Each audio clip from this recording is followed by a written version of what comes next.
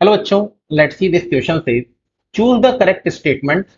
Our option A is system and surrounding are always separated by the real or imaginary boundary. The B one is perfectly isolated system can be never be created. In reversible process, energy change in each step can be reversed. And the D one is irreversible process is also called quasi equilibrium state. So key concept for this question is boundary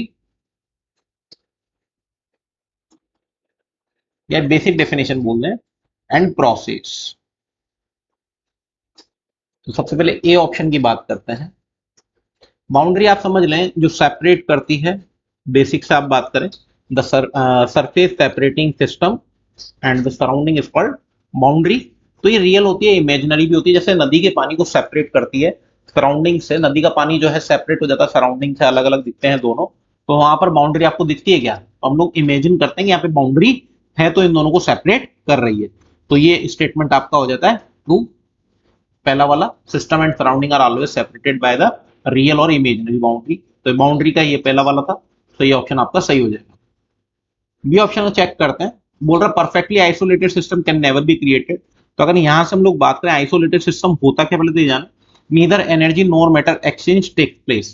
तो ऐसा तो नहीं होता ना। Generally आप थर्मोफ्लास्क भी देखेंगे, अगर हम लोग उसको परफेक्टली आइसोलेटेड बोल दें तो ऐसा तो नहीं है। बाय द टाइम वो उसके अंदर जो ठंडा पानी है, गर्म पानी, वो भी क्या हो जाने वाला आपका नॉर्मल टेम्परेचर का आ जाएगा। तो उसको हम लोग परफेक्टली आइसोलेटेड सिस्टम नहीं कह सकते। तो ये भी आपका हो जाएगा ट्रू। ये ऑप्शन भी आपका सही है। ये प्रोसेस हो गया आपका, ठीक है ना, आइसोलेटेड सिस्टम हो गया। देन सी के लिए हम लोग बात कर रहे हैं इन reversible process energy change in each step can be reverse. तो जनरली रिवर्सिबल जो प्रोसेस है वो इनफाइनाइटेसिमल स्मॉल स्टेप में होता है।